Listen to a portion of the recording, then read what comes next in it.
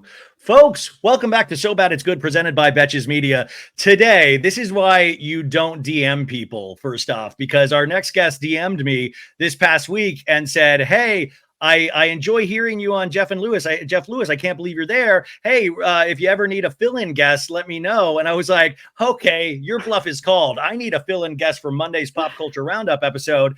And then she was like, uh-oh, look what I did now. But she is here regardless of how she got here. I'm so thankful. This is a podcaster, and I'd like to consider a friend that I've looked up to now for so many years. I've had the privilege of having her on this podcast a couple of times, the most recently being this past January, when her book, One in a Millennial, was the first book I read in 2024. And I read this with my own eyes, and the book is all marked up with annotations because I think it is one of the best pop culture feel-good books that not only makes you learn about pop culture, but about yourself and ourselves as well. Her podcast does that as well. It's called Be There in 5. And this is, to me, a pop culture celebration, but like I said, it'll teach you about yourself.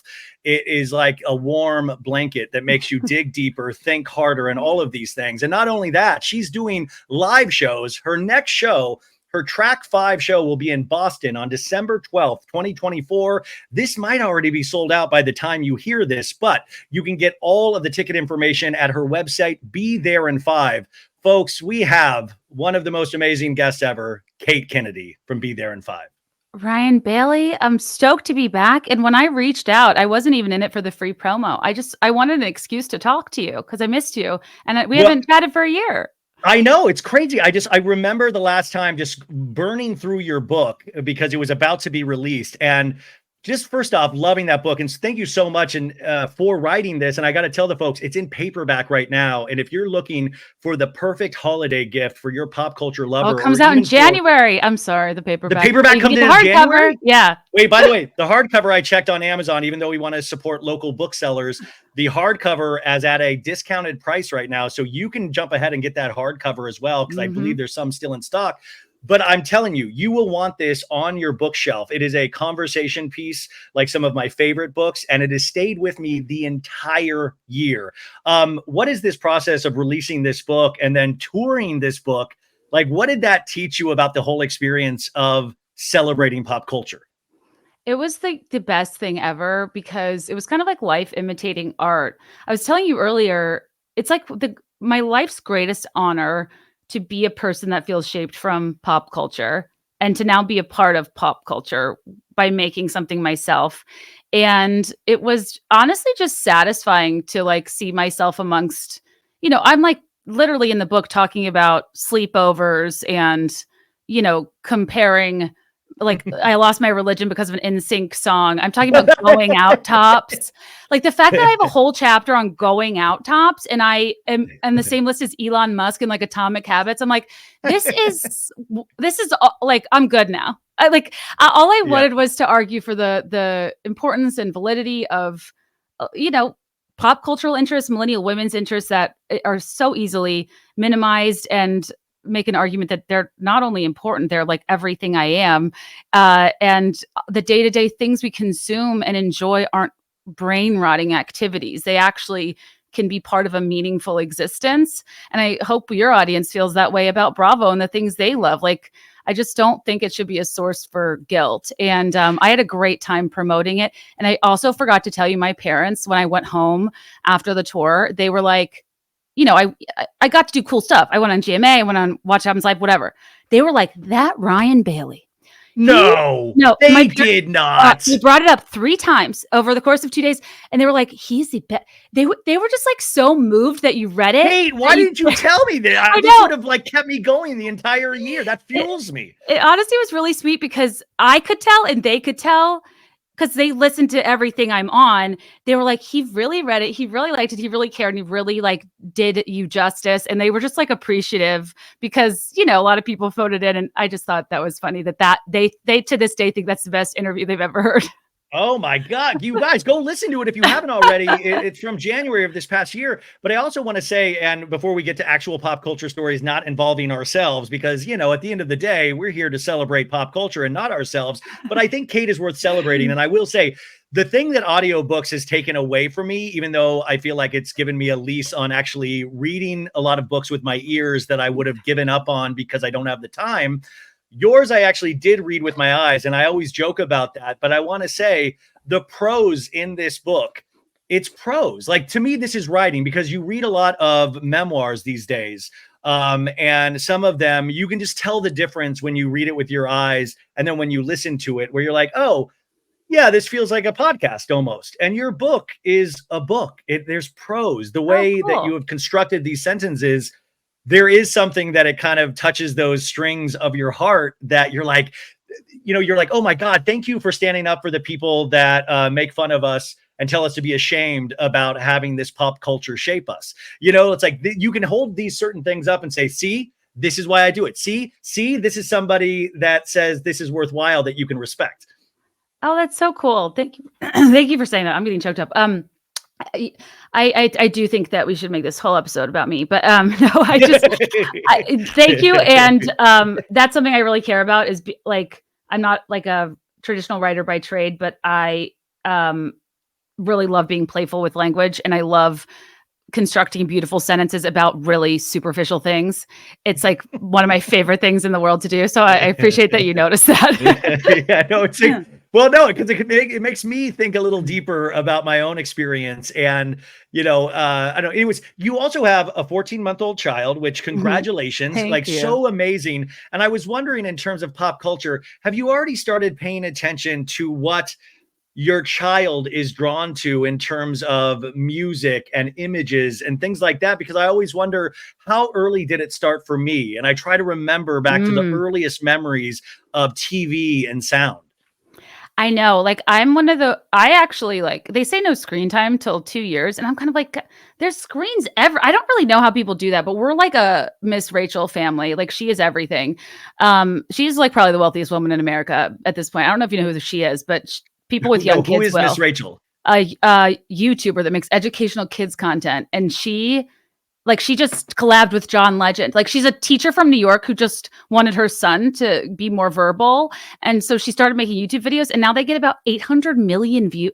Like, her success is, she's like a great example of a type of pop culture that wasn't even in my purview. So it's like, the fun part about having a kid is it doesn't subtract from like my identity or interest. It like adds to it. It kind of broadens it and allows me to like relate to people a bit better. And I'm having fun. Like, I am like just pounding kids' books. I'm like, these are hilarious. I'm having a great time.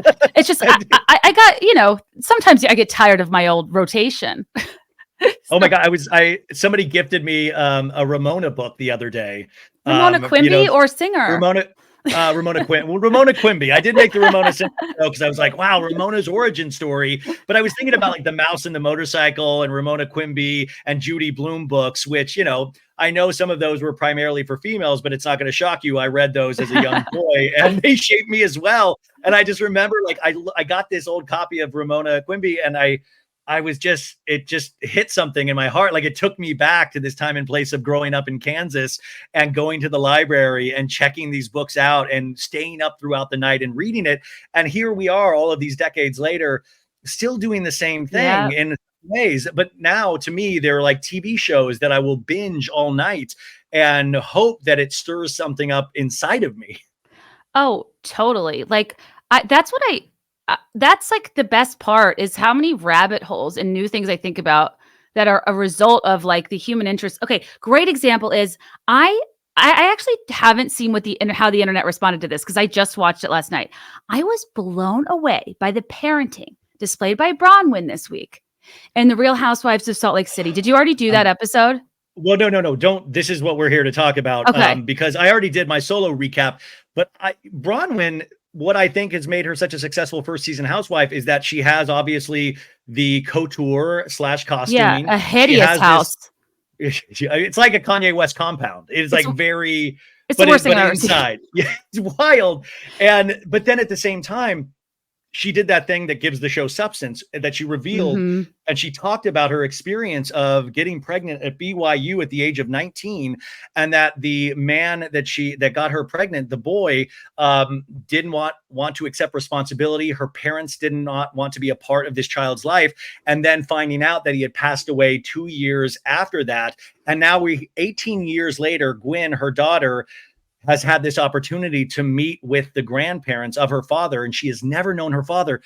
They opened with that scene between her and Lisa Barlow, and it floored me because I was like, They is didn't this cut an ounce Bronwyn? of dialogue. Is It was this a Bronwyn? whole conversation. I mean, you couldn't build a better housewife in a lab at this point. No, literally, I was like, oh shit, you found a woman who found her house on Zillow gone wild. That's an insane thing for a person to do. I was already happy then. But Yeah. for her to show this kind of substance and range and honestly just like emotional maturity, I'm kind of shook she's my age, because Bronwyn's one of those people, and I don't mean this in a misogynistic way. She could be 28 or 48, depending on what she's wearing and how she's talking. And like, she just doesn't present to me as a 30-something woman, because my friends are like in matching set sweatsuits and she's in a Valentino Big Bird. So I was kind of like, oh my God, this woman is my age. She has been through it. She has like this really specific and amazing taste that would make you think she's this like grown and evolved woman, but there's still so much vulnerability there. And I don't know if I've ever seen such an honest, unedited, lengthy conversation about one topic. And I was really excited Bravo went there. And can I just tell you, I was relieved to see Lisa Barlow emit some tears, because it reassures me has empathy and she's not in like a sociopathic person, because it was touch and go there. She's burning, she's lighting everything on fire, but I can't quit her. I love her and I want to love her.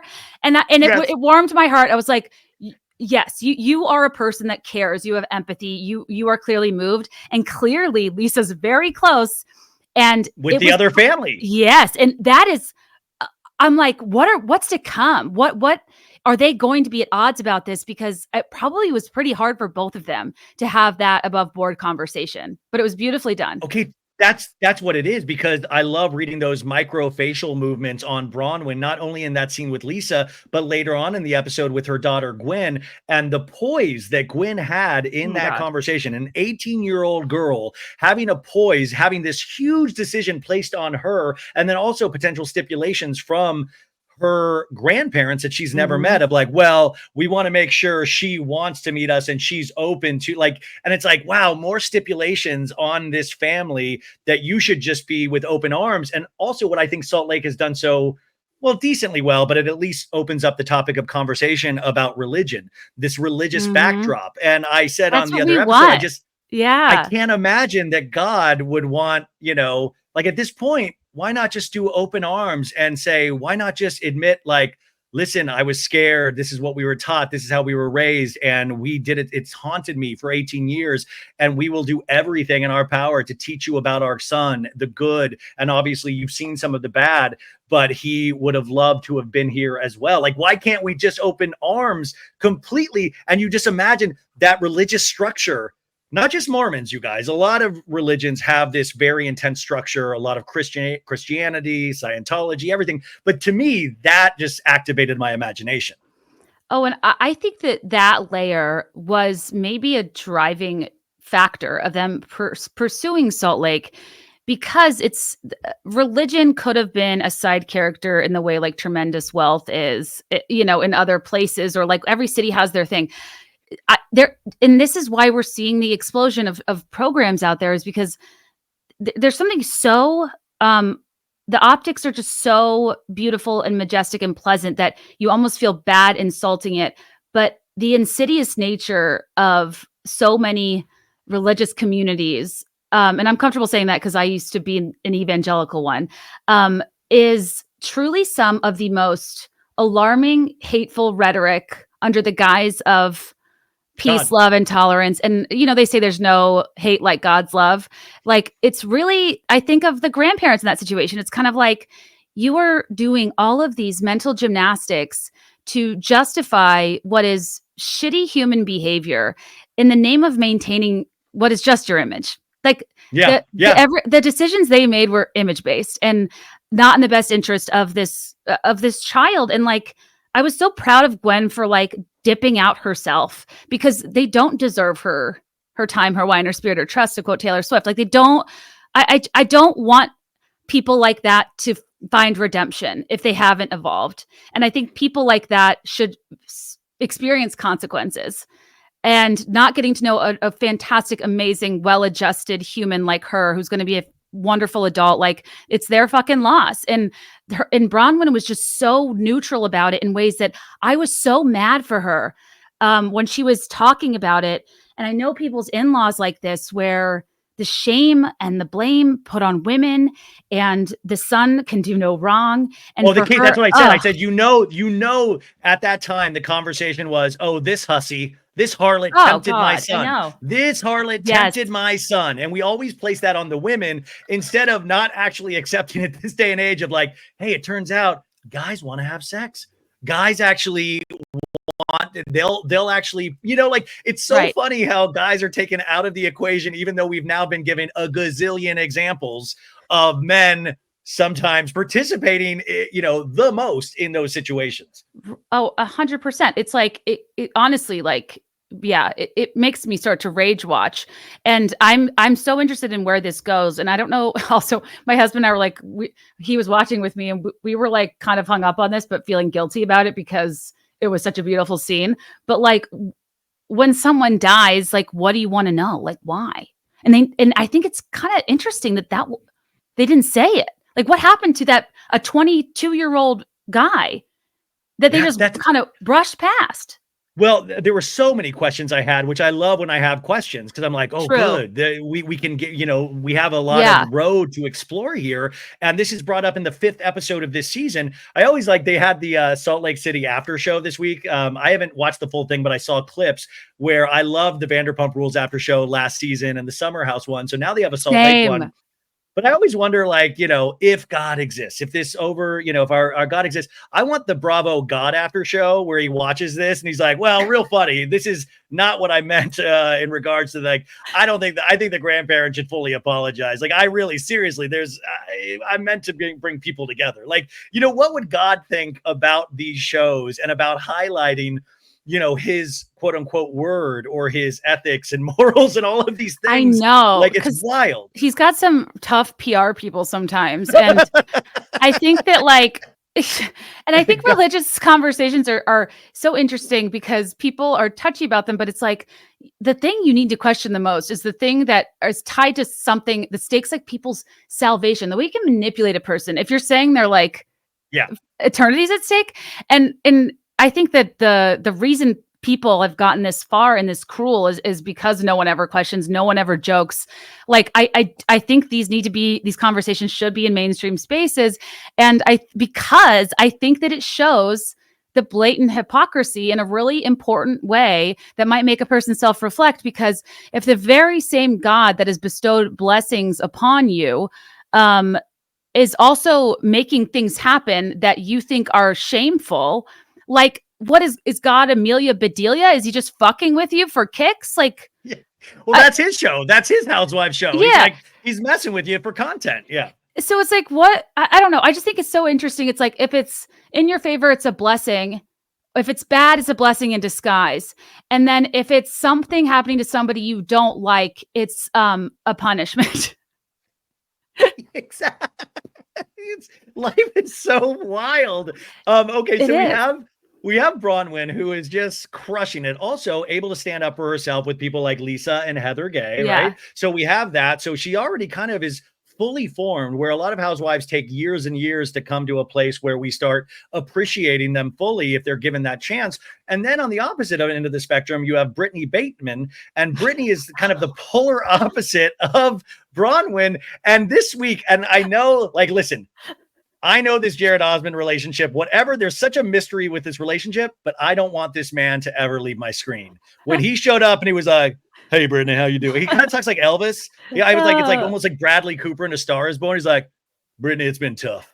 I miss you. I miss you very. And then it goes, you know, like, what do you want to order? We're going to start with charcuterie. Let's just start. We'll go from there.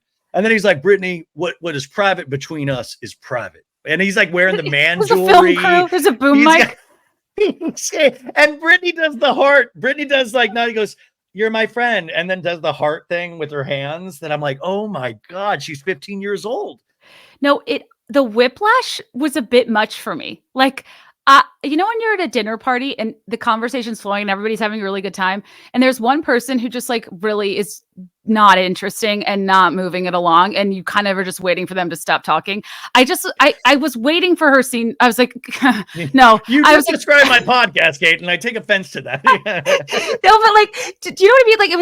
Like, to go from something that was so satisfying to like, this situation is so transparent and so bizarre. And that's another funny thing about like watching with my husband is in close proximity. He watched Secret Lives of Mormon Wives with me and this show.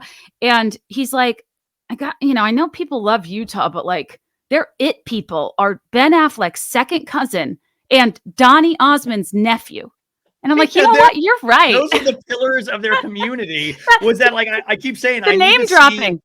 I need to see the reality show Behind the Gates of Osmond Lane. Like I never knew Osmond Lane existed until Salt Lake City, that they said there's this gated community that have all these fancy houses. And I'm like, that's your show right there. I want to see Osmond Lane. Take me behind those gates. Do you think the Osmond estate is like, fuck you money? Like I would imagine they have a solid residuals and established careers. I think it's a nice double wide. I think it's like a nice double wide, if at that. Like it's a very like a nice converted trailer park. There's no way. Like I know the Osmonds are very successful, but like their heyday in terms of pop culture. Yeah. No offense to anybody older listening. It's past. I mean, Donnie still does Vegas reviews, and you know they all of this. But it's not the stranglehold that they had in the late 70s, early 80s. No, I mean, I think that's what's hard for us to understand. Maybe if we weren't in, it's kind of like, it's like without having the context of the heyday, it's hard for me to contextualize why he's a big deal. And it makes it all the funnier that he thinks he's one. And that Brittany treats him as one. And Brittany treats him as one. So yeah, I do think there's something deeper there worth investigating about Osmond lore and their power in the community and where it comes from, because the most like they just in my head haven't had any recent projects or prominent things, and they're even beyond a Dancing with the Stars level of relevance at this point, where I don't really know where they'd resurrect unless like they did the Surreal Life, and that's not even on anymore. Which, by the way, your most recent episode, you were talking, and we'll get to more about this hopefully, but you were talking about the Surreal Life because you had kind of that escaped your memory for a while, and you were going through of like, oh my God, and I've got to recommend you guys. I'm going to have one of the producers of The Dark Side of Reality TV on Vice. She came on the show and they have this like 10 episode series. And one of the episodes is on the Surreal Life.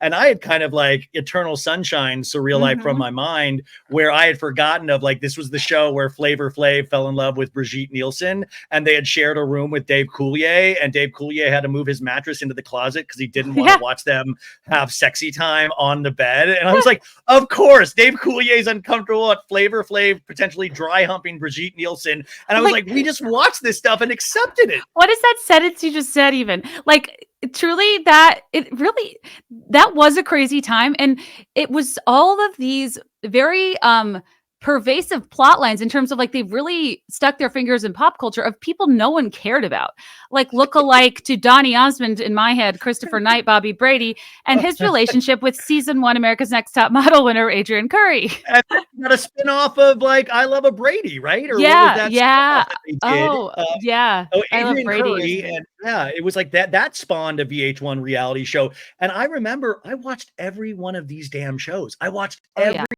and a lot of the time they were appointment television for me because it's like right at that cusp of DVR, right before the DVR. So if you wanted to tape something, it was still like setting a VHS recorder to tape this trash.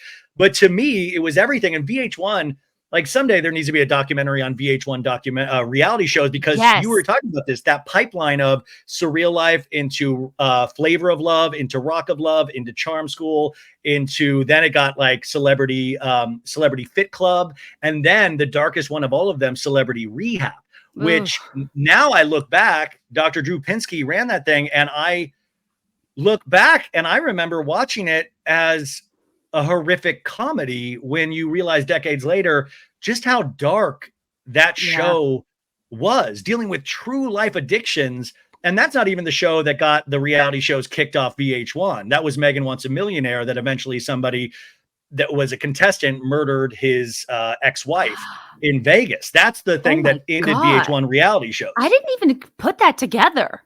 That was like the beginning of the end. Yeah. The end of the end. Well, because they had they were liable because they used a Canadian company to do the background checks, and a Canadian company missed that this guy had a restraining order on him for his ex. Did not come up, and it would have come up easily. So that left them liable, and it cut VH1's, like, they're like, we can't do this. We can't do this anymore.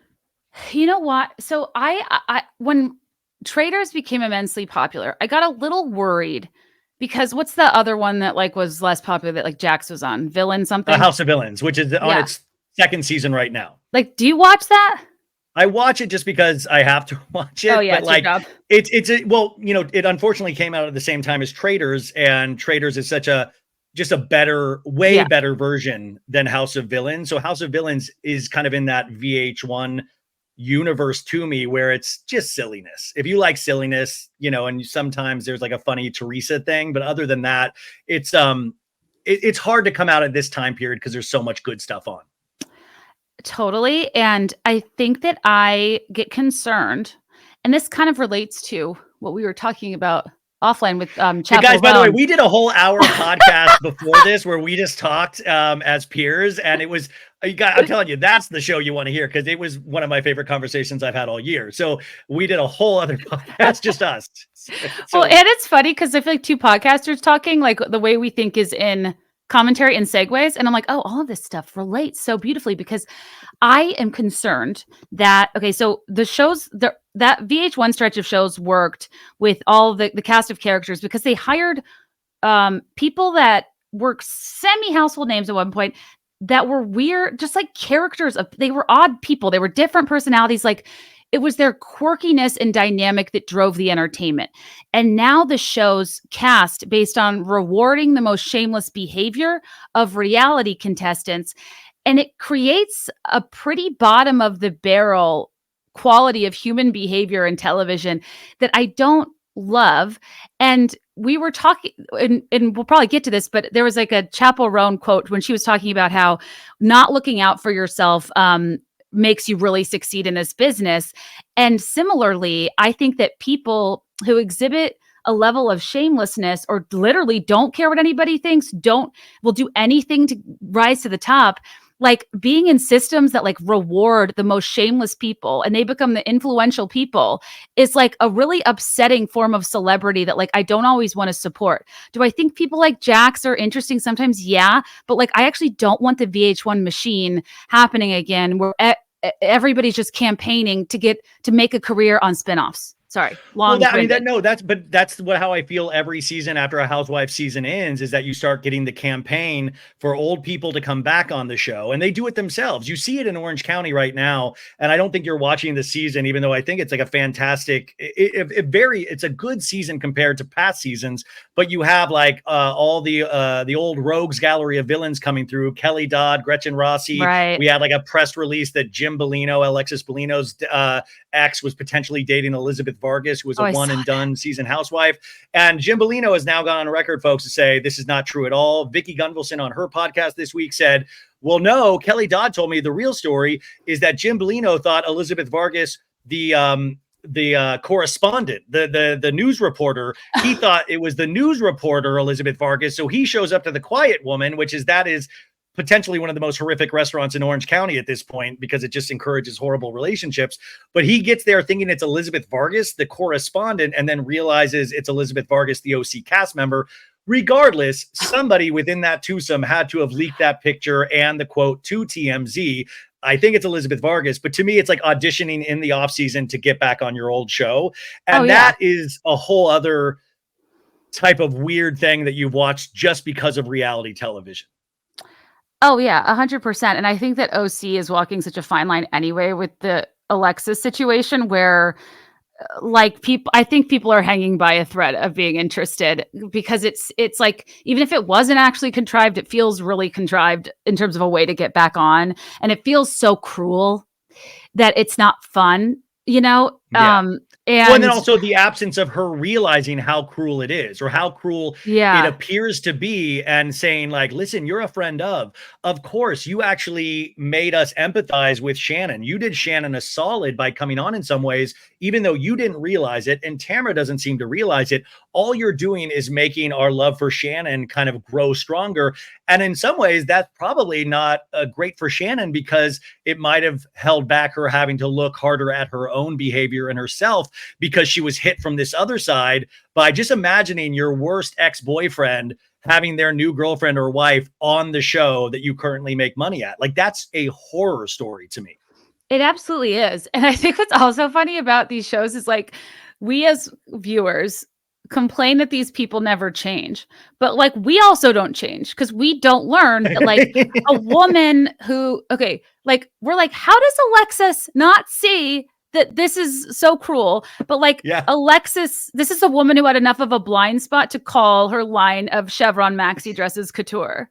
Like that is Alexis Couture is like calling it that couture is like just the fun, still remains the funniest thing ever to me, because it's like literally not what the term means.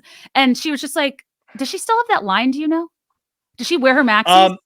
I don't think she has not celebrated that she's wearing her maxis. If she does, Do you have one in your storage unit for like a gift for your girlfriend, or no? Because you have a Bravo archive. It's something for, yeah, I have a Bravo. It's for a special occasion. I have Vicky Gunvalson's perfume, and I still have the original box. What's it called? Perfume. It's called Vicky. Oh, I was like, what if it was called like premium? I like also have like a life insurance fund. I also have Chloe and Lamar's cologne perfume and like unisex. moisturizer. It was unisex. I have that.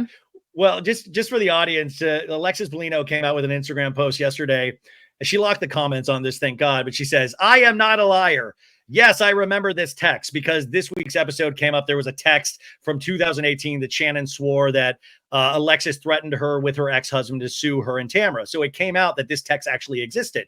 So Alexis says, a text is not a legal document, which was the original accusation. The text did not get the ball rolling. It was my attempt to stop the ball from rolling. It was sent to both Tamara and Shannon at Jim Bellino's request in 2018 with the hopes that they would stop attacking our family. And at a time, our family was already in shambles from 6 months of our new divorce. Our kids were broken. I never supported Jim suing them. And once he began moving forward with the lawsuit, I told him I will not condone nor support it. I was never a part of the lawsuit. I am not a liar. Be sure to tune into the reunion. Then she goes, be sure to tune into the reunion as further evidence that I'm not a liar is revealed. So that came out this week. And I just love be sure to tune in at I love the plug for the reunion at the end. But it just shows what a dark mess OC is. Whereas Salt Lake, which we were talking about earlier, Salt Lake is this kind of Willy Wonka, David Lynch, John Waters, where I don't even believe that what I'm watching, like, I don't believe Salt Lake is a real place on the map at this point. Also, it's Mary's having a season where I'm like, I'll have what she's having. How does a woman at her level of life experience change so drastically? Well, Kate, yeah, dude. Well, first off, I literally made that meme last week. I made that because that's what I kept thinking of. Like, I kept thinking of that when Harry Met Sally, which, by the way, folks, we're in comfy cozy season. When Harry Met Sally and You've Got Mail, you got to fire them up. It's time to watch those again. Your rewatch after spooky season is about to begin. But Mary Cosby, what happened? Like, or as Lisa Barlow would say, what happened? She can't pronounce her T's. What happened? You're so right. Oh my gosh. If I could learn an impression of anybody, it would be Lisa Barlow, because her deadpan delivery, like even her in that Brahman conversation, she was like, I can't imagine. And I can't imagine. There's good people on both sides. I can't believe it. Yeah. It's like Fred Schneider from the B-52s. I always say tin roof rusted. I want to imbibe whatever it is she's put. Like, I'm like, this is just so odd, but it's so enticing all the same. But Mary, I think my only guess is that she is somehow like not bound by the shackles of Robert Sr. in some way. And I think that I have a theory that her grandma did not give a shit if she married him or not, and that Robert Sr. and whoever peddled that storyline following her death, and that Mary's maybe deconstructed a bit of it recently. This show gives her an outlet, her own money, and just to be a part of a world that's not run by her husband as the man in power. And like, I think she's just like getting to meet herself all over again. And she's letting herself have fun. And like, think about how sad her life has been being married to her grandfather, like her step-grand. It's just, it's like she's a horrible person for many things she's done on past seasons. But I don't think she ever got the opportunity to meet who she was as a person because she was so defined by her grandmother's life. And I just wonder if this is what it looks like when you have an ounce of autonomy following being very controlled. Well, let me add to that because I think 100% everything you said, and this is potentially blasphemy for the pop culture lovers out there. Is there a little bit of a I Mary, like I Tina? Is this a little Tina Turner escaping from Ike Turner and going on to like make Private Dancer? Is this the evolution of Mary Cosby? If we take the religion out of it, which we still, that is a very dark religious big question mark. And I have it on, well, I'm going to throw a rumor out here, a vuma, as Meredith March would say, that potentially there is somebody that will be doing a deep dive about Mary Cosby's religion. And I don't mean a podcast. I mean that it potentially is going to have I think we're going to know more about Mary's religious sect in 2025 in a deeper way. And I'm not talking about I'm talking about a very respected form of entertainment. Anyways, to tease that's the episode I want to do, but I don't make enough money to not get, like, I can't go into that because I'm worried I'm going to get sued. Like, you know, by the way, Jim Bellino, I just want to throw out to you, Jim Bellino. I'm a huge fan, so don't even touch me, please. I use Jim Bellino as an example every time I like talk about an influencer or like a reality star who like for some reason thinks that they can be a public figure, but also never be spoken about, and then abuses their like power, privilege, or just like attorney to spook you. I'm like, I don't have energy to deal with a cease and desist. And I wish I could dig into things like Mary's religion, but like, I think there's some really dark shit there. And I don't want the Scientology white van outside my home. Exactly. Also a huge fan of Scientology. I just want to put that out there. Rebecca, shout out, love your work. Roni, I don't think you need to talk about it. I love it. Whatever you want to give us. Also, the helicopter is the right place to ask about that, by the way. That is where that was the noise needed to be there for me to ask that question because they can't hear you. What Kate is referring to, because I don't think a lot of you guys are watching Roni, which, like, come on, really? Get over the old Roni. You got to watch Roni, you guys.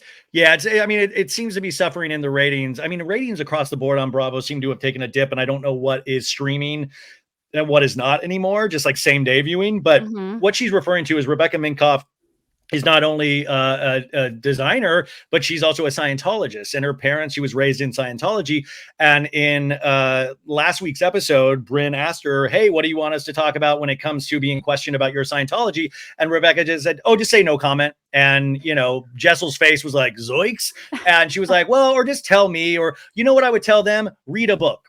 And I've told my audience, I read Dianetics. I cannot make heads or tails of it. I've also read but I've also read a lot of other, because I was like studying not studying to be a part of Scientology, but it was one of my dark dives, you know, in the last 2 decades was anything new Scientology. So I wanted to try to understand what Dianetics was about, you know, like what L. Ron Hubbard was trying to say and how it kind of really seemed to grasp so many people. And I was trying to understand that because, you know, I've read all of the other Scientology books and watched the documentaries and Leah Remini. So I wanted to try to be fair to it. And I still couldn't make heads or tails of Dianetics itself. And I'm still to this day on their mailing list. They had my Arizona address. And then recently they found out my Los Angeles address all of a sudden out of like after a decade of sending things to Arizona, they finally found out my LA address.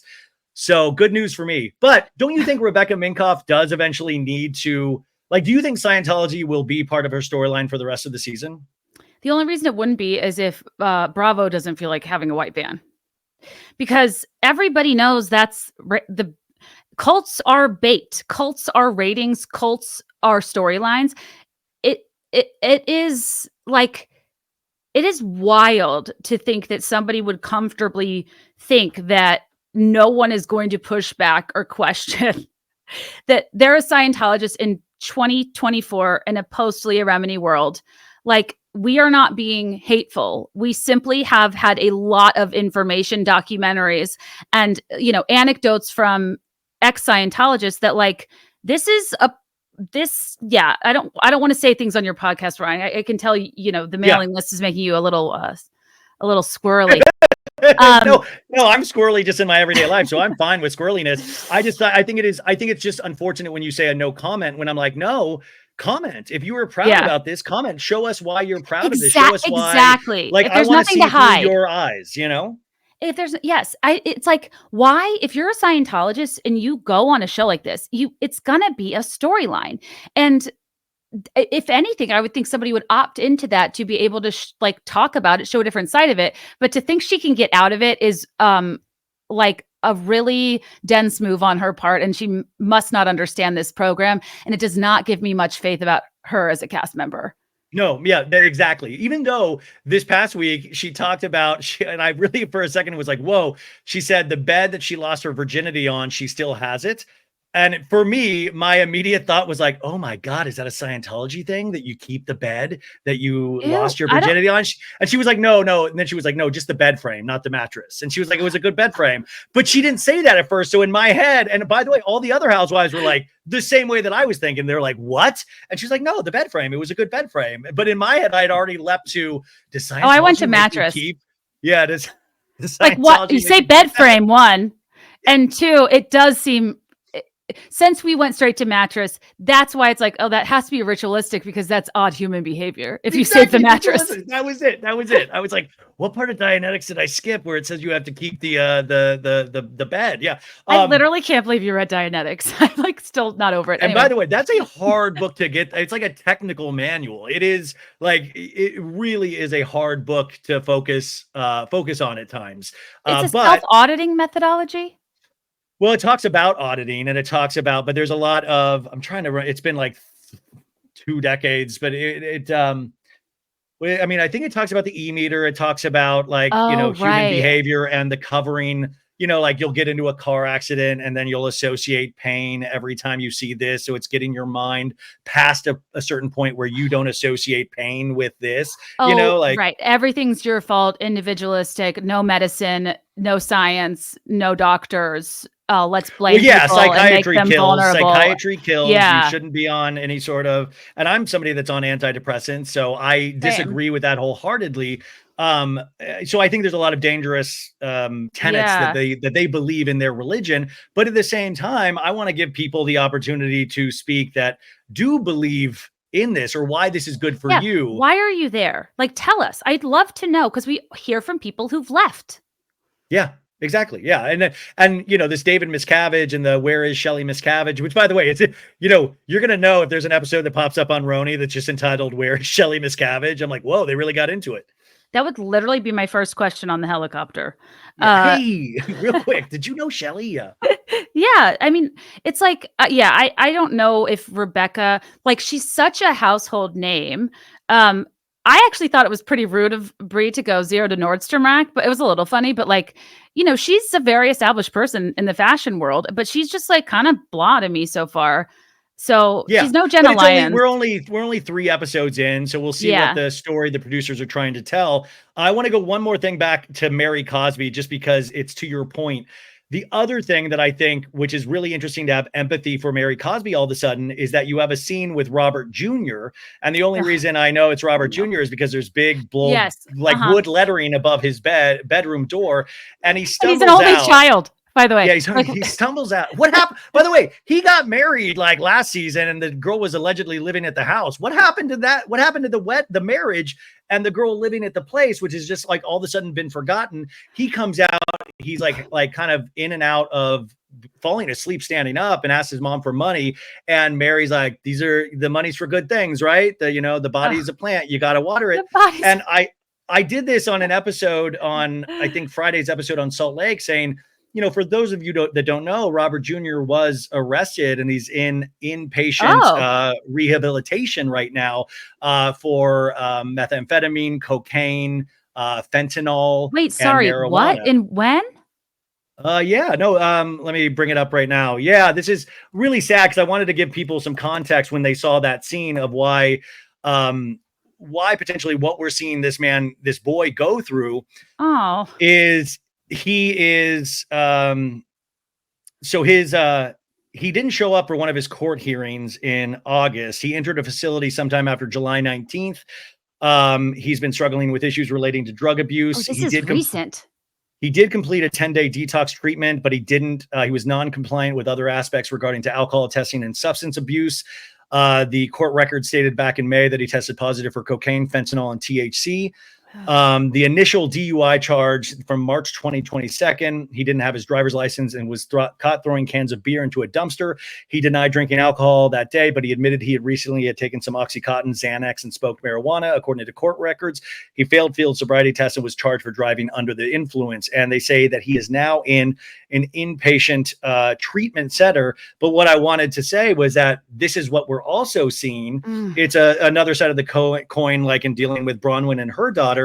Mary is dealing with a son who is what it appears to be deeply addicted to drugs and fentanyl of all things. So you're seeing this boy. It's not a funny scene. It's like this kid like nodding off during the day, and Mary Cosby being aware of this, but not also knowing how to communicate it potentially on camera. So your heart kind of breaks for Mary Cosby as well, which I wanted to point out, which was another wild thing for me to all of a sudden feel bad for Mary Cosby. Ryan, I did not know any of that context. This is why you're so good at your job, because so in that moment, I was almost Mary Cosby, where I was like, oh, he probably was playing video games. Like there's almost like Lisa Barlow's son.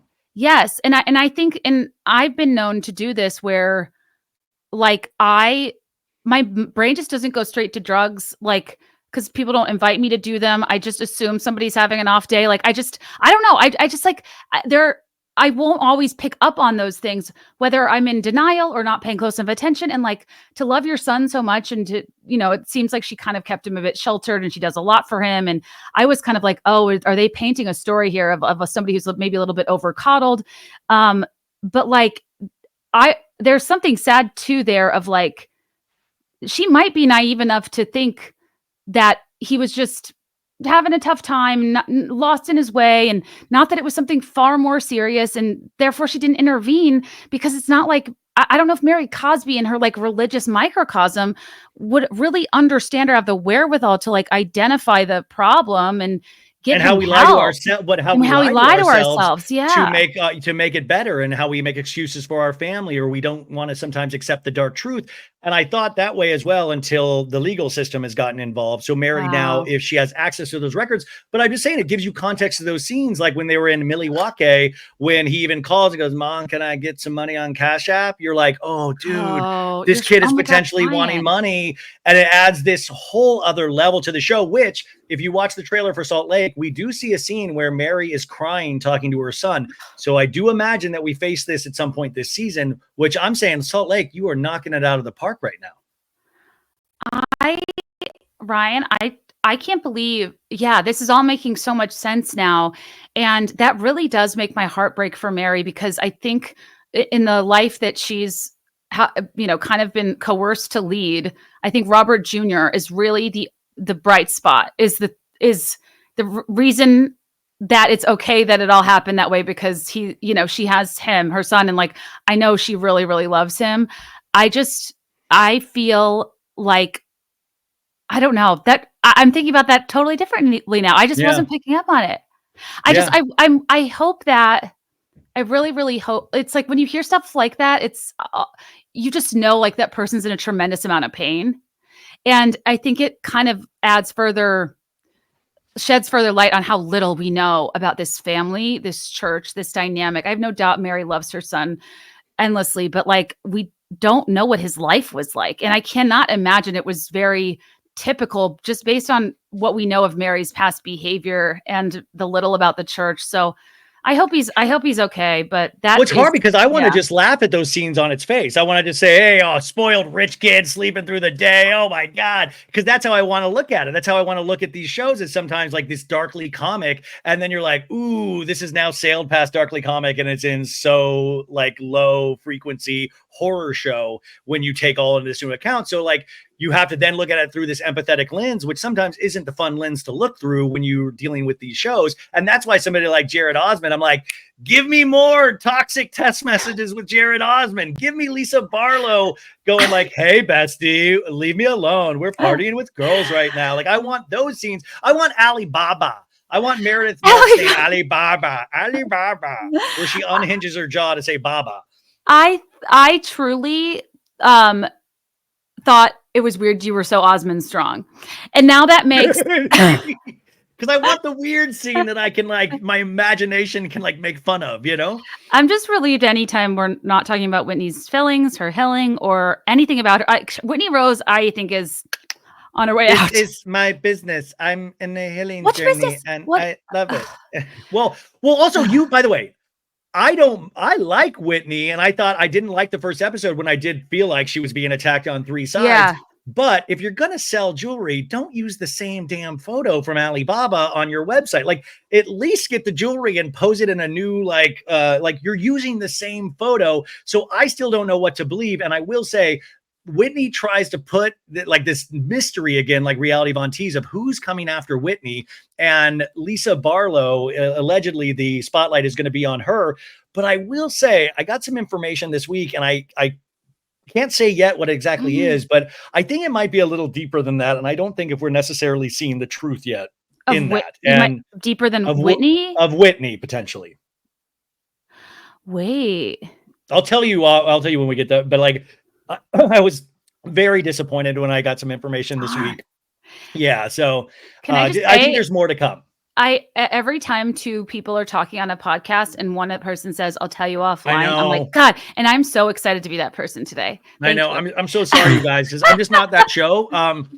Okay, let's take a hard pivot. And I think what you don't understood this whole time that we've been recording, we are both in brand new Reputation bodysuits we've been wearing this last hour. And that, of course, is to celebrate that Hurricane Taylor has made her way to the U.S. again, and Taylor did her first night in Miami to 61,000 fans last night, sold out, performed in the rain. I was watching bad streams of this on TikTok last night where it was unfortunate because I couldn't find one where like the people weren't singing like the songs the pterodactyls. Yeah, it was like, love make me crazy, use it for the rest of. I was like, no, stop. We had Florence Welch from Florence and the Machine, Welch from Florence and the Machine come out to sing Florida. Second time they've done that live. We got, I think, 6 new looks overall in terms of new outfits. She had teased earlier in that day. She was wearing a yellow sweater, which I think was Travis Kelce's sweater. We also had the Kelce's, Mama Kelce and Jason Kelce and family at the stadium because Travis couldn't be there, I think, because of the KC Chiefs. And we got a news story today that this Jason Kelce potentially fell asleep during the show. Did you see this, Kate? I can debunk that. You know he was awake, or was he fully asleep? He wasn't asleep. It's kind of hard to explain, but like, yeah, that I think was a like weird. I think it was like a weird misunderstanding that like maybe had more to do with like an inside joke between friends that like he was not funny. Not funny, Jason. Right, I don't find it funny, Jason. But it's kind of a funny thing how that's the story when it's like there's no dude more invested, stoked, and willing to bring up Taylor on his podcast than Jason Kelce. He would never fall asleep during the Era story. The man he exchanges friendship bracelets, takes a moment and tastes it. I was like, whoa, because I love that I woke up to a People alert about, like, I got an email from People magazine saying Jason Kelce potentially asleep at Era's tour kickoff. And I was like, oh my God, did this potentially happen? If you don't know, Kate Kennedy has, there's so much. She is one of the, I don't even want to call her super fans because I think it's so much more spiritual than that for Kate, and how she breaks down every piece of Taylor's discography and who she's about at the core. And I think really highlights why people love her so much. And I was just wondering, just when is Reputation TV coming out? When is it? Like I thought they were going to announce it last night because I saw the new outfit, the new bodysuit. Do you have any inside info on any of that? I don't have inside info on Reputation, but I do think what we should expect is what we know to be true, which is that there will be no explanation. That's how it was the first time. That's how it'll be this time. I think it'll drop. I don't think she'll do press. I think it's like the canon of Reputation is no press, no media. And I kind of think that she'll do the same thing. I personally am excited because I'm a Reputation gal, was from the beginning. And it was just such a weird, bombastic left turn into like a certain style of pop that's actually a love story. And she said that the bonus tracks on Rep are like bangers. And I thought the 1989 bonus tracks like blew me away. So I kind of have stopped clowning, and I'm just grateful to live in a time where somebody has convinced me to not only buy their music once, but twice. And I still am like, when's it coming? I love her. I love the machine. I love the fandom. I love being a part of it. And it's like, she feeds us. And Tortured Poets was like 32. It was a huge album. It was 32 songs. I'm still listening to it. I think it's Tortured Poets year until at least year end. She'll finish out Eras. We get the anthology and Target exclusive. Yeah, by the way, they on announced Black that Friday. this week. They announced this week, the exclusive Eras tour book, I believe, and the anthology album on vinyl, Target exclusive. So that is a whole nother kick up where I'm like, yeah, get some end of the year walking around money for Taylor Swift. Like, yeah, let's add another billion to this, because I'm going to buy both of those damn things. I am truly going to go buy both of those things at Target. I this morning, I placed a merch order to the tune of $250. Like, I'm supporting a small business Saturday. I'm like, what am I doing? This is ridiculous. It's gotten so huge. And like, you've been a fan, I think, from the beginning for Taylor. And what I want to also highlight is her live show. Not only is it Kate, doing a show, but it's also a dance party. This is a Taylor Swift dance party. I went to one of the initial iterations of this show in San Diego. Oh yeah. And it was a celebration of Taylor's music. It is in these live shows. And I got the privilege and the honor of seeing Taylor Swift not once, but twice this summer when I went to Sweden to see her. Oh, yeah. And I went the first night and I loved it so much that I hopped up on StubHub, and it's much cheaper overseas. And I got floor seats for the second night, and it gave me a whole new experience of that show. And we were talking for an hour before this about our own careers. I don't see how she does this at this level and doesn't go insane. Like we were just talking about like the parasocial relationships and stuff. How do you even have a romantic relationship at this point? I don't understand how she does this. I know. And she said in Miss Americana, her documentary, that she had like never been to therapy. And I'm like, I almost made my heart break that she's a level of famous where I don't even think like she trusts HIPAA, like, I don't know. Is there any bigger than HIPAA? She is bigger than HIPAA. Can you imagine being Taylor Swift's therapist? It's like the most exclusive elite information in the entire world. The therapist is like, I'd like to focus on Red this week. Right. Yeah. She's like, her brain rep's coming. No, I think about this all the time because she's so gracious to fans, level-headed. Like, her stepping out, acting out is like nothing compared to your average star that spirals. She's just never, I don't know. She's pretty, she seems to have a really good handle on like herself, what is real, and her family, and it hasn't crumbled. And like, I don't know if it's maybe like, I mean, her parents are at every show, and they're divorced, by the way. Like they're not even like it. I think she's literally always with family, which I think is a huge, huge part of it, because the beginning of the end is when you are predominantly surrounded by people that profit off of you, right? It becomes very confusing what's real and what's not. And I think that she also like does this thing where she gives us the illusion that she's our best friend, and that she reads all the comments and she's Taylurking, and that like we really believe she sees our content and she loves us. My theory is she is completely and entirely cut off and sees nothing. And it's a very curated set of what she does see. And that is the only way at her level you could stay sane, is be appreciative for what it is, feed the people with what they want, your art. But when it comes to that parasocial interaction, on like, don't even let it exist, because I think it hurt her so badly in the rep era. But it creates a false sense of reality that like isn't her life. Like everybody knows her, but she doesn't know anybody, and what a hollow existence that is. And I think that after rep, from the moment she turned off Instagram comments, she got off Tumblr, so on and so forth. Like, I think she made a commitment to like, I can't put any of my self-worth or value in public opinion because of her castle crumbling overnight, and her probably realizing that up until that point she had put too much stock in that. So I think that rep is also important because it was a big like maturing era for her in doing probably what was best for her, which was taking time, hiding out, and learning who she was again when she wasn't defined by the world, you know? Well, I can't even right now. I mean, yes to all of that, but I can't. My mind, it's hard to grasp. Money for a new car, like what I could do for my dad next year potentially to make him happy, or what. And she has to worry about economies, like I'm affecting local economies, or Totally. I need to release a statement about the election because actually what I say matters in a big sense. In a big sense. To me, there is like, I don't know how you are tethered to this earth, which potentially is where Travis Kelce comes in. But Travis Kelce also, to the untrained eye, it looks like he's going for the gold. He's doing the Amazon Prime show, Are You Smarter Than a Celebrity, which premieres this next week with Natasha Leggero and all of these people. He's hosting this show on top of the KC Chiefs, on top of grotesquerie, on top of like he had like Happy Gilmore too. And you're like, the podcast, which has exploded for him. I mean, what is their downtime? Like, do you ever get to sit in bed and watch a horrible season of Vanderpump Rules together?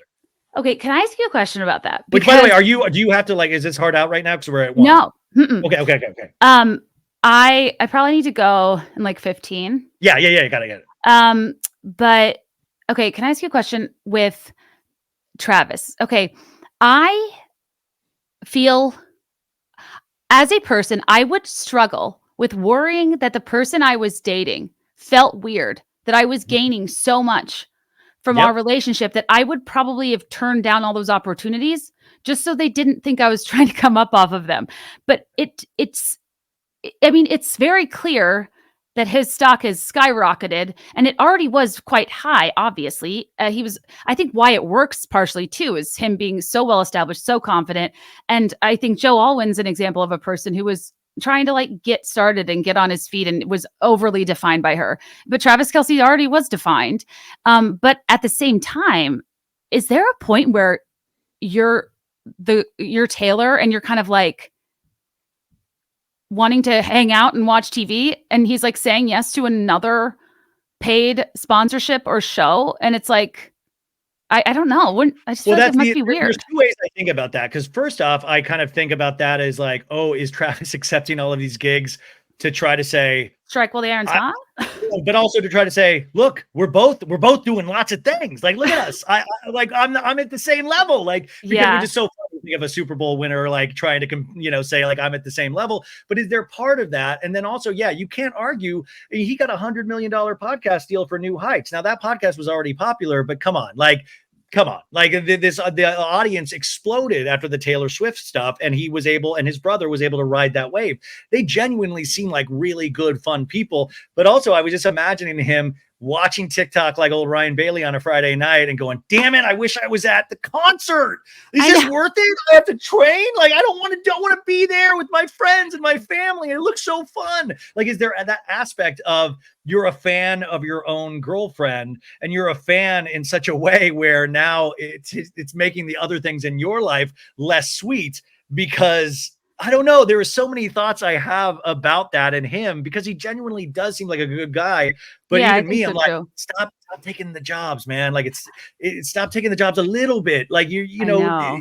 it will potentially always be there. Like, not to compare him to OJ Simpson, but I'm saying in terms of OJ Simpson when he was in football. Yeah. When he was in football, he became a star because of all these commercials. And in the last season that he ever played, he realized, like, man, I want to go to acting now. I want to, like, I'm setting my sights on this. Football was like a fulcrum to get me into this other kind of pop culture, TV, commercials, film. I'm very popular. And I wonder if this will be Travis's last season because like we were having the conversation earlier, is this sustainable? Is this sustainable? Well, it's not, but what it does do is it gives you an off ramp to Strahan. And I think that at when You're you're in talking a Michael Strahan, yeah, sorry, as a sorry, verb, yeah, yeah. ABC, Good Morning. Yeah. I think that like there's football players who are dedicated to the sport who retire and they maybe didn't have a lifestyle creep that would require them to make exorbitant amounts of money, but there are the stars whose lifestyles need to be maintained. How do you do that when you're forced to retire by age 40? You have to make yourself relevant in the public square. And not everyone's going to work for a pundit type. And actually, we saw this in the Jason Kelsey documentary, which I really thought was interesting. He was trying to figure out his next steps and when he'd retire. And he like has a cow farm. He has a podcast. Like he was kind of, he was trying to set up what his next phase of life is. And I think that's probably what Travis is doing, is cementing his status as a jack of all trades, Strahan type host, pundit, maybe actor, or it could go on a scale of Strahan to Dwayne The Rock Johnson. This can really work out well for you. And there is no better time to be leveraging that pipeline than now. I do wonder if Taylor's like pipe down, but I think that like that's absolutely what he's doing. He makes a lot of money now. He's probably got a certain lifestyle. He had to buy a new home just to date Taylor. And you got to have gigs. This guy has to live behind Osmond Lane now, behind the gates, because he just has to be in a fancier place. Yeah, yeah. We have to go. I want to go to the community pool. Wait. We got to go there, and then I don't know if you're a Sister Wives fan, but we got to go to Coyote Pass. We got to go to Coyote Pass. Sister Wives bums me out. Well, but it's darkly fascinating. You're like exactly. Yeah. Wait. Is TV supposed to make you happy? This actually, our final thing in these last 10 minutes, this is kind of a perfect springboard into this in terms of fame and Taylor Swift's level of fame and where potentially Travis Kelce is going. I also want to make a prediction. When I saw Tom Cruise pop up at the Eras Tour this summer and Travis Kelce was like laughing with Tom and they were like, Tom, I was like, I'll bet you $100 right now that Tom Cruise is in that Travis Kelce is in the Top Gun sequel. I'll bet you anything, because they are doing a sequel to the sequel to Top Gun. And I will bet you anything that he will be one of the pilots. I do love the category of sequel to the sequel because it's not always a trilogy. It's sometimes the sequel to the sequel. I think that Travis is so nice and skates the surface of life and just has fun that he might be a Scientologist and didn't even know he got recruited in that moment. Like, he feels unburdened mentally, and I mean that as a compliment. Like I'm held back by my mental state sometimes, and it feels like he's unburdened. He absolutely is. I think that's Taylor thanked him in her speech by saying like, my boyfriend who everything he touches like turns into fun and magic. And there are people like that, and they are magnetic, and that's why they are the way they are. And if that's really his case, that's awesome. And what a joyful like human to tether yourself to. But I also did laugh at the Tom Cruise thing because I was like, I would be scared to talk to Tom Cruise because, he's with his handlers, not to bring him back to Scientology, but like somebody like Travis, I think could get coerced into like going to a course or something and not even know it. And I just was like, what are they talking about? Like, because in my head, Tom Cruise is not a normal person that can like talk about the NFL. I will tell you that I have I have a couple Tom Cruise experiences, and one was Jerry Maguire because it's shot in Tempe, Arizona for the crowd football scenes, and I worked on it. I was in a couple of, not as an extra, but I worked like helping like get the extras for, and I was in a couple. Cool. I was in a scene that you could, but I remember him coming to set, and it was like the set where they shot like a Camel commercial for like Cuba Gooding Jr. And Tom Cruise, this is what he does. He gets out of his like I remember his limo or whatever to set, and he comes out and he'll just walk right up to you and look you in the eye and go, "Hey, hey," and smile at you and shake your hand. Like he looks at you directly and like he takes you all in and you're like, "Holy shit." And then I remember the scene at the end of Jerry Maguire where he's like looking at Cuba Gooding Jr. and you're like tearing up because they're looking at each other. And I remember I was just eavesdropping on them. Like I was, 17 years old watching these two, like Tom Cruise. That's crazy, by the way. And to be like a pop culture stand at 17 in front of Tom Cruise in person. Oh, and just to know the power of that moment, and they were talking about, I remember this specifically about how beautiful it is to cradle their child, because either Tom or Cuba just had a baby or they were talking about holding their baby, I remember. And then the other experience I had with him when I moved to LA, I worked on Minority Report. I was an extras casting director. And I remember talking with Tom and Nicole's kids, because they were just running around set, and they would have a handler, but they were running around set like normal kids. And I remember Survivor season 2 had just come on, I believe. And Steven Spielberg and Tom Cruise were talking about how much they loved this like really strapping looking dude in Survivor season 2, and that he was going to be a star. Richard? And then I remember Tom Cruise just had to leave all of a sudden. And I remember Spielberg being ticked off. Like, that's not, and I was just like, this is wild. Tom Cruise will just like, kind of like, gotta go, like, gotta wrap up. And I just remember little moments like that sticking out to me of where he's like so charismatic, bizarre. But there are parts of him that are like, you're not real. Like, yeah, just like, yeah, gotta go. Like I don't know. It was so weird because this was also when he was about to start working on Magnolia with Paul Thomas Anderson, and it was in that period of time. So it was, I don't know, but the Tom Cruise of it all, yeah, sorry to totally derail this conversation. No, but I have more to say on Tom Cruise, because I think that I think like a person my age, like I think millennials, I had a little bit of Tom Cruise conditioning, like when he was in his charismatic prime, but my life is way more marked by Tom Cruise, the Scientologist, and Tom Cruise, the guy everyone says is like so charismatic and lovely, but he's been estranged from his daughter Suri for her entire life. And bring it back to Bronwyn. Bring it back to Bronwyn. All roads lead to Bronwyn. And he called Matt Lauer glib, but we don't like Matt Lauer anymore, so I'm not mad about that. But like that moment for me was it was like seeing somebody flip, and you're not supposed to be seeing the Bruce Wayne. That was the War of the Worlds press tour that Kate's talking about. And I remember this specifically because it was really kind of when things went off the rails for him. It was the War of the Worlds press tour when a lot of things came out, and he did the contentious interview with Matt Lauer. He did a couple contentious, and this was in the heart of the Katie Holmes stuff as well. Yeah, because it was erratic. It was couch jumping. It was glib. It was like he just wasn't. And I think that's when he started to get handlers who wanted him to be a more stable example of a premium member of their organization. But whatever. I've just never been drawn to him as like the celeb that I feel like a lot of people like think he is. So I think that when people like fanboy over Tom Cruise, I'm like surprised, because I'm like, oh, I thought we thought he was a dick. But like maybe people that's how long we've loved pop culture, Kate, is that we've already experienced that time period where he was lost in the woods, and he just kept putting out certain types of movies. And then the Top Gun and the Mission Impossibles kept him alive because those did really well overseas. But the Top Gun Maverick exploded things in a time when we were lost. We're still lost, but we were lost during COVID. And this kind of brought us back to the movies, and it made us, this false promise of America and patriotism, and this person that represented so much in so many memories in terms of, you always just kind of remember Tom Cruise being there. He's one of the last true movie stars. That is true. And you know what I just realized, actually, to support your hypothesis, is that in the ether of the Swift-Kelsey verse is Miles Teller and his wife, who are close friends. Yeah, Kaylee's friends with Taylor, and Miles, I think, is friends with Jason because of the Eagles connection. I think they might like live in Philly or be from Philly.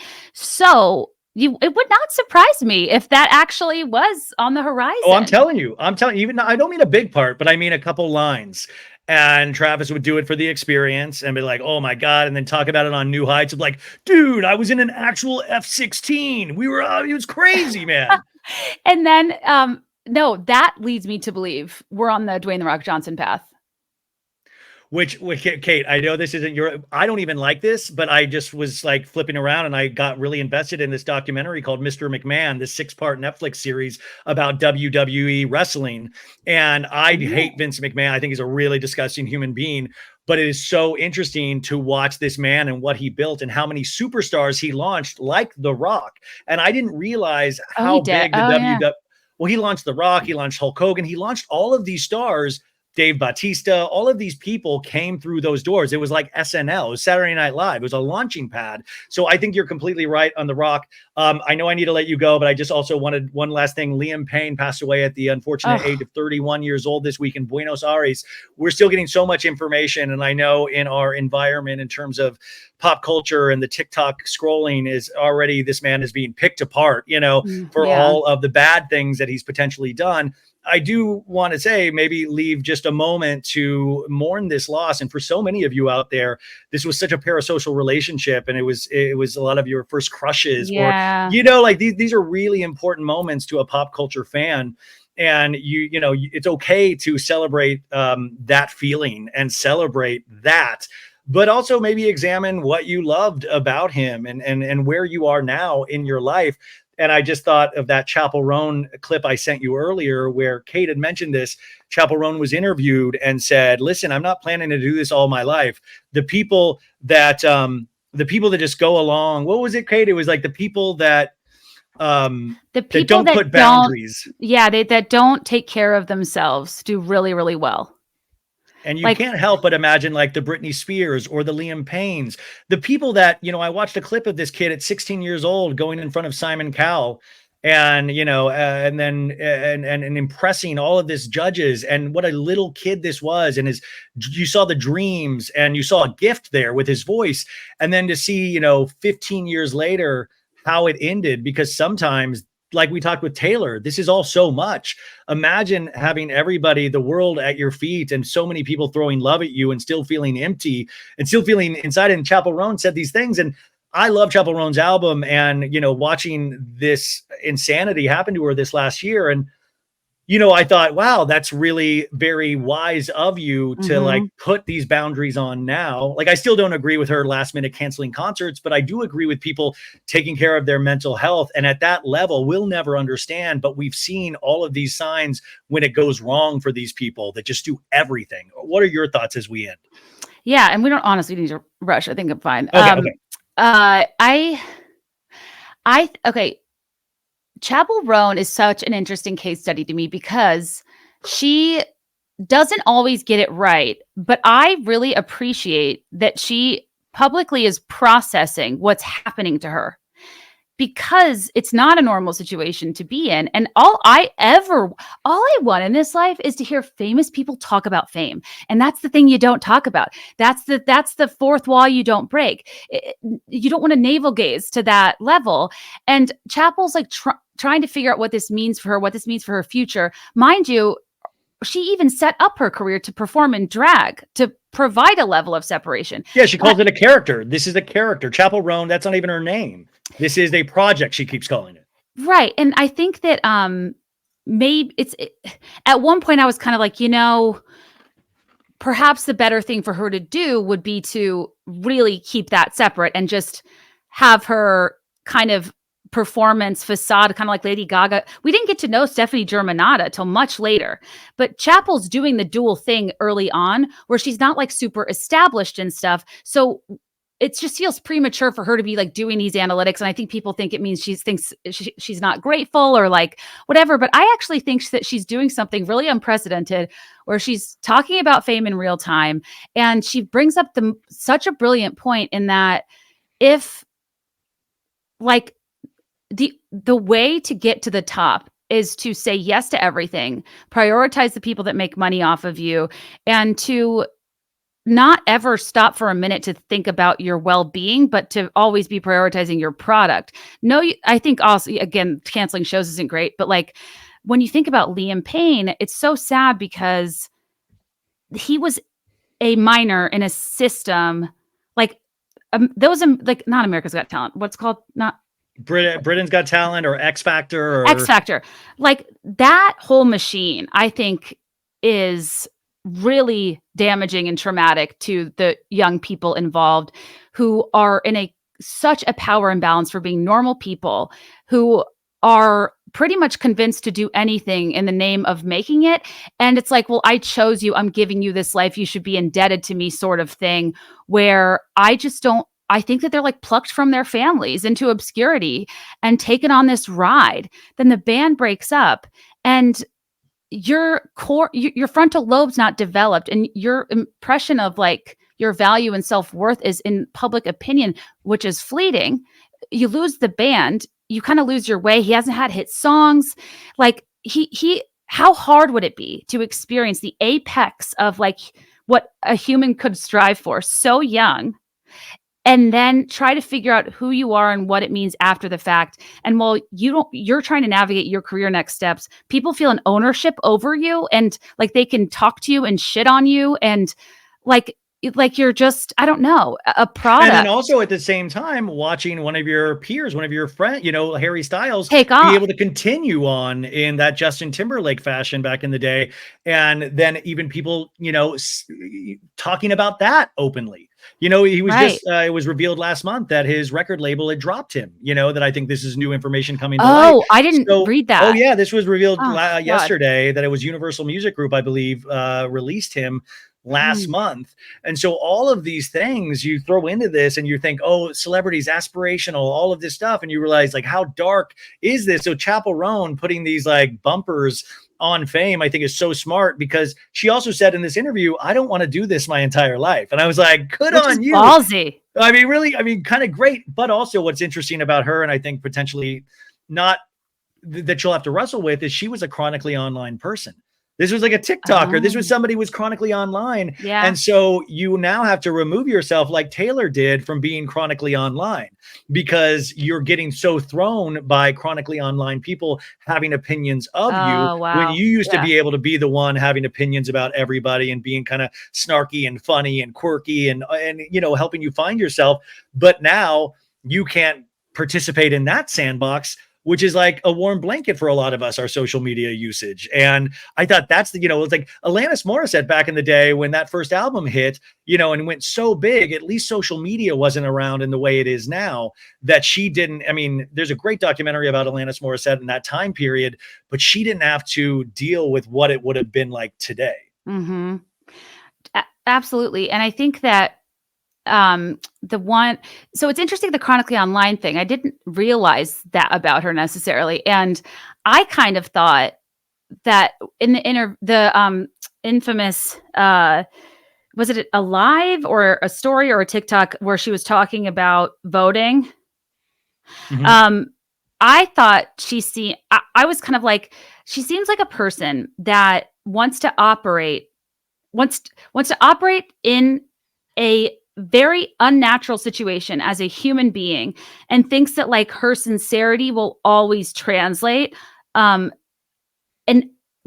there's a balance of be yourself, speak your truth, have your boundaries, be unwavering, but also it's a business and there needs to be strategy, and you cannot go into a forum like that arguing for nuance. Nuance is the thing we all personally believe in and know exists, that we know we cannot publicly argue because it won't be well received. And I just thought if she was chronically online, she would know better than to, I know, in this day and age, to get trapped in that. Yeah. To confidently go on the internet and say, both sides, even if that is true, to make a both sides argument, it's never going to land. It's not the vibe. And I that's where I was like, okay, there's a balance to be struck here of like, be your own irreverent self, but also have people around you that are helping you not walk into situations that are causing responses that are hurtful to you. Like at a point, your honesty is important, yes, but withholding that honesty when it is going to damage your mental health and well-being, I think is something that's incredibly important too, that she's still trying to learn and navigate. Yeah, I just also think it's got to be so funny of a year ago who your friends were, and now you're talking to Elton John on a daily basis. Like how bizarre that is to all of a sudden be like, oh yeah, Elton texts me all the time now. He's trying to get, she was using a bunch of different pop stars and like, oh yeah, they all like now we talk and stuff, and I'm like, God. that just seems like so much work. Like then I have to like, you know, like I have to talk to Elton, like, and he's on British time. Like, I mean, it just seems so That's weird where to your me. brain goes. You're Yeah, like, I know. It's like, the well, time that's just gonna difference. keep me up, and then you got to take the call. It's Elton John, but that just seems like a lot of pressure right there. I truly think that the reason I don't want people to get on her too much is because I want the scoop. I'm like, yeah, name drop. Yeah, people are gonna think it's in poor taste, but I want the insider info. I want to know if a celebrity invites you somewhere or you casually hang out with them and you go places together. Do you like Venmo them for your portion of their jet?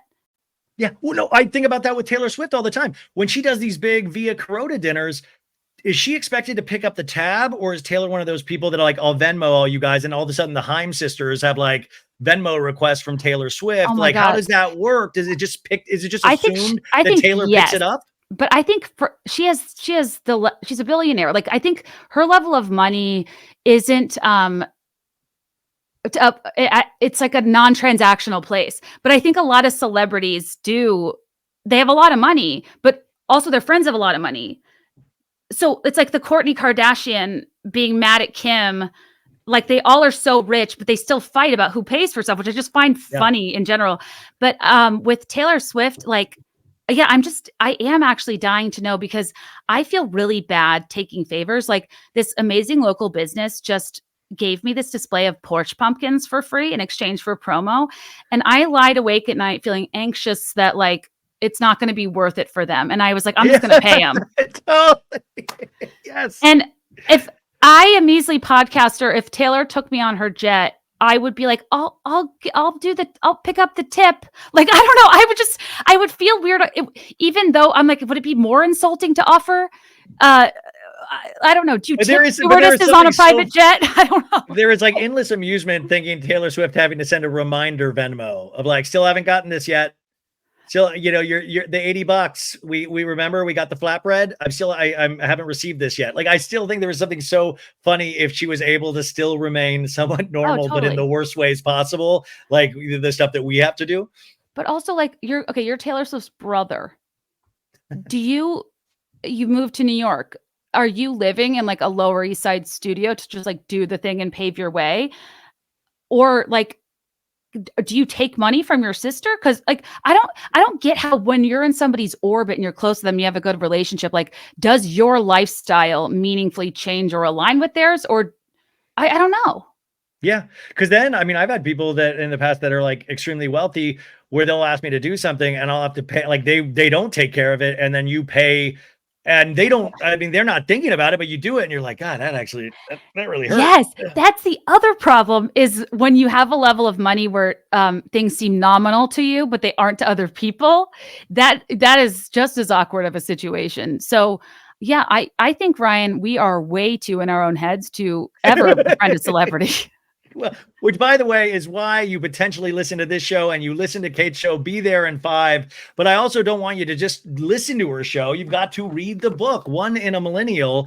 Go get this copy from your local bookseller or online. And also remember, go to BeThereIn5.com because you should be there in Boston in December for her live show, which I'm telling you is a celebration of pop culture, Taylor Swift, Kate Kennedy, and yourselves. It's a community that Kate has built over these years.